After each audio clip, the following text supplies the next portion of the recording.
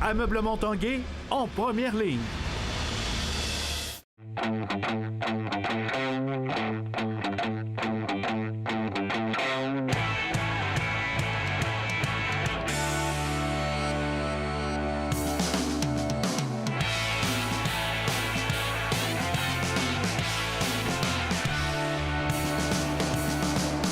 Bon jeudi à tous, bienvenue à l'Esprit sportif. Au menu de votre émission aujourd'hui, le gala Rouge et Or, c'était journée de mise en nomination. On parle de hockey junior avec le gala des Rondelles d'Or qui avait lieu à Québec hier. Mais d'abord, le bilan des Remparts de Québec avec notre confrère Stéphane Turcot. Dans les deux premières rondes, j'ai connu une saison pour moi là, extraordinaire. Et c'est certain qu'à partir de l'année prochaine, on aimerait là, faire un bon parallèle. Une saison de sport, ça finit toujours trop rapidement. Durant les playoffs cette année, cette partie, ça faisait des années que j'avais pas été sur le bout de mon siège et que j'ai pas été aussi excité de voir mon équipe de hockey. Il y a de la misère à me dire bonjour. Parce qu'il sait ce que je pense. Celui dont Patrick Roy parle ici, c'est David Branch, le commissaire de la Ligue canadienne de hockey junior, mais aussi commissaire de la Ligue de l'Ontario. J'ai beaucoup de misère à comprendre comment est-ce qu'on accepte que David Branch puisse être commissaire de l'Ontario et de la CHL en même temps.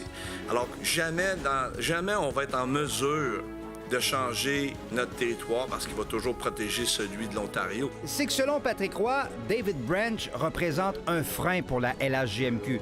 Pour lui, l'accès aux joueurs américains est inégal alors que la LHJMQ est limitée à piger dans le secteur nord-est des États-Unis, considéré comme le plus faible bassin de joueurs américains, alors que l'Ontario, du commissaire Branch, bénéficie des joueurs plus talentueux dans le Midwest. Patrick Roy a sa solution. Pourquoi ce ne serait pas un territoire ouvert? Pourquoi tout le monde n'aurait pas le droit de... Pourquoi ce ne serait pas un repêchage universel pour tout le monde? Pourquoi les Européens, on peut prendre n'importe quel Européen, pourquoi ce ne serait pas la même chose en Ontario, aux États-Unis?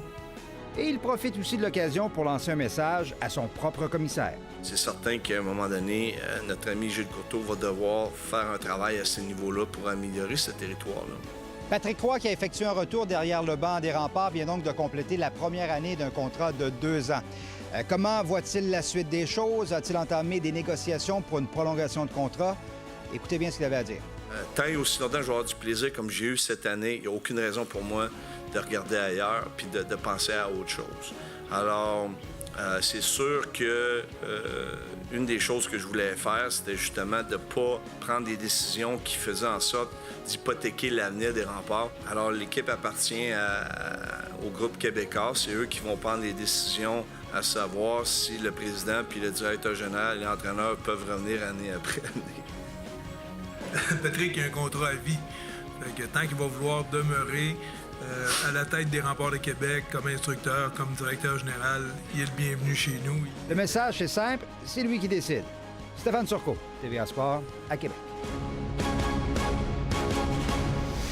Présentation du gala des Rondelles d'Or de la Ligue de hockey junior majeur du Québec hier à Québec. Et dans le cadre du 50e anniversaire, on dévoilait le joueur de l'histoire. Résultat, l'ancien rempart, Guy Lafleur.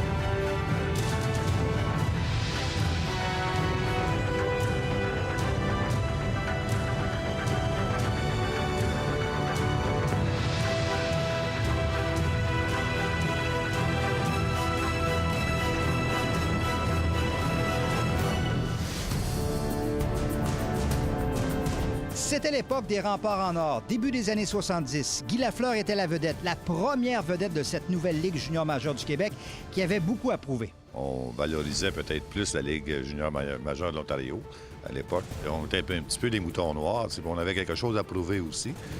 en jouant, puis en essayant de remporter une Coupe Memorial. Puis je pense qu'on a prouvé au fil des ans qu'on avait vraiment des joueurs de qualité qui jouaient dans cette ligue-là. Si Lafleur a été élu le meilleur joueur de l'histoire de la LHJMQ, c'est aussi parce qu'il est le seul à avoir connu 2 saisons de 100 buts et plus, 103 à sa première et 130 à sa deuxième. Et pour lui, l'explication est simple. Mais les goalers étaient pas bons. Moi, je lançais de tous les angles imaginables. Puis, écoute, des fois, je restais surpris que ça rentrait, là. Puis, c'est difficile à expliquer, le 130 buts. Là. Même Denis Savard, qui a été choisi le 9e meilleur joueur de l'histoire, est d'accord avec le choix de Lafleur. J'aime bien Mario, mais Flower, c'est... Même Mario, je pense qu'il va avouer que c'est le gars qui est parti de la Ligue, la mettre sur un piédestal, puis nous, on a suivi ses traces. Alors, sûrement Flower. Sorry, Mario. Si Guy te dépasse ce soir, ce sera pas grave. Non, j'espère qu'il me dépasse. Il a eu une carrière incroyable dans le junior. Mario Lemieux, qui a connu une légendaire carrière dans la Ligue nationale, est très reconnaissant de l'attention portée par la LHJMQ alors qu'il a été élu le 2e meilleur joueur de l'histoire. C'est spécial de faire partie des 10 meilleurs dans l'histoire de la Ligue junior majeure du Québec. C'est sûr d'être ici avec Guy Lafleur, mon idole, que j'ai admiré quand j'ai grandi. Lafleur premier, Lemieux 2e, Crosby 3e, des choix qui ne feront peut-être pas l'unanimité, mais des noms qui sont emblématiques de l'histoire de la LHJMQ. Stéphane Turcot, TVA Sport, à Québec. Après la pause, on parle du gala Rouge et Or.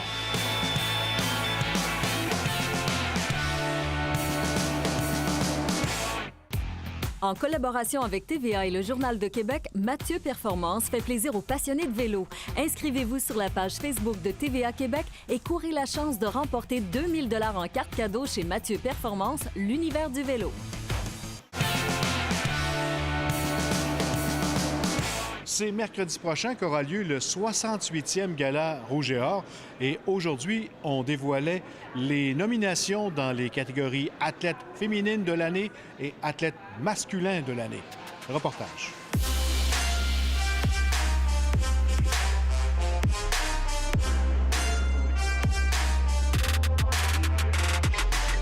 Donc, on a gagné 13 bannières.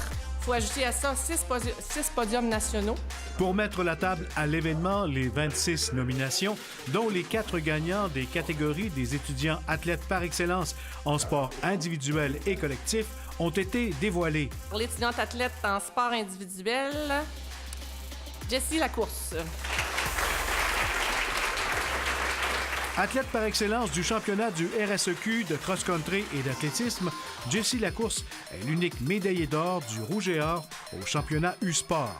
Bien, c'est vraiment extraordinaire finalement d'être nominé. Ça ajoute un petit plus à tout ce qu'on vit dans le Rouge et Or. Donc, puis c'est comme une façon un peu de nous remercier de faire partie de cette si belle équipe-là. Parle-nous un petit peu de ta saison à toi. Ma saison, elle a commencé relativement en force avec un titre de championne provinciale. Puis ça a été vraiment une belle surprise pour moi, assez pour me mettre en confiance au championnat canadien où j'ai tiré la 7e position. L'année dernière, j'avais été 20e, donc ça faisait une bonne amélioration. Ensuite de ça, à l'hiver, j'ai terminé championne provinciale aux 1500 mètres, aux 3000 mètres, aux 4x800 mètres, sans compter ma participation au relais 4x4. Puis finalement, ça m'a amené au championnat canadien, là, à terminer première, être championne canadienne aux 3000 mètres et une 7e position aux 1500 mètres. Athlète en sport individuel masculin est Jean-Simon Desgagnés. Toujours en athlétisme et cross-country, recrue de l'année en 2018, Jean-Simon Desgagnés a remporté le titre d'athlète par excellence du RSEQ en cross-country et est double médaillé d'argent au championnat U-Sport. Donc c'est le fun de voir que tout le travail qu'on fait est finalement est récompensé, mais on sait que c'est loin d'être une finalité en soi. On fait du sport parce qu'on aime ça, puis ça, c'est juste une tape dans le dos qui nous dit qu'on est sur la bonne voie. Let's go, let's go! Et parle-nous un petit peu de ta saison. C'est ça, j'ai eu une super belle saison. A commencé par l'automne au cross-country où j'ai terminé 2e au championnat national. Donc c'est super bon à ma 2e année de pouvoir terminer sur le podium. Donc j'ai amélioré mon résultat de l'année passée qui avait été 16e. Donc c'est très plaisant d'avoir eu cette progression-là. Puis Ensuite de ça, pour l'athlétisme intérieur, je me suis présenté au championnat national justement avec l'expérience que j'avais acquis l'année passée, qui avait été un championnat qui était un peu moyen, mais justement, on dit qu'il n'y a rien n'arrive pour rien, donc j'ai vraiment appris de ce championnat-là. Puis je suis arrivé cette année justement avec le bagage que j'avais acquis. J'ai pu terminer deuxième autant aux 1500 mètres qu'aux 3000 mètres, donc extrêmement content de tout ça. Puis c'est une très belle saison dans l'ensemble, puis espérons que ça va se continuer pour les prochaines années à venir. Étudiante athlète en sport collectif, Sarah-Jeanne Marois. Joueuse par excellence au Canada, une première pour une basketteuse dans l'histoire du Rouge et Or, Sarah-Jane Marois fut nommée membre de l'équipe d'étoiles du championnat canadien. Je suis très honorée d'avoir été nommée. C'est un très gros programme de sport au Canada, donc de l'être pour le Rouge et Or, c'est encore plus flatteur. C'est sûr que ça a été une très bonne saison pour moi. Le but principal, c'était vraiment de gagner le championnat provincial, donc d'avoir réussi à le faire finalement après 5 années, c'était vraiment le point fort de ma saison. Il manquait une victoire au championnat canadien pour que ça soit vraiment une saison de rêve. Athlète de l'année au pays, ça aussi, ça va mettre un petit peu de baume sur la finale? Oui, bien, c'est sûr que oui, c'était inespéré. Je ne m'attendais pas à gagner ce prix-là, mais c'est vraiment un prix d'équipe.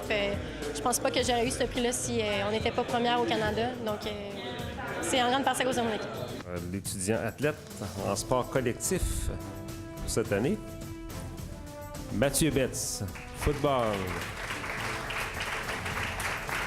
Choisi l'athlète de l'année en 2017 et 2018, le joueur de football du Rouge et Or, Mathieu Betts, a établi un record du RSEQ pour le nombre de sacs et mis la main sur le trophée J.P. Mitras à titre de joueur de ligne par excellence au pays pour la 3e année de suite. C'est certain qu'à chaque année, c'est un privilège. Puis cette année aussi, évidemment, avec les autres nominés, surtout dans ma catégorie, je pense à Hugo, mon coéquipier, depuis que je suis au secondaire, qui a une super saison cette année, puis qui est un des éléments, sinon pas l'élément le plus important de notre conquête de la Coupe Vanier.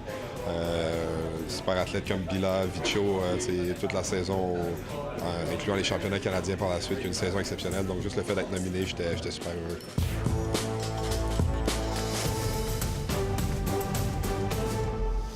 Voilà qui complète l'esprit sportif pour aujourd'hui. Soyez au rendez-vous demain, même heure. Bye bye tout le monde.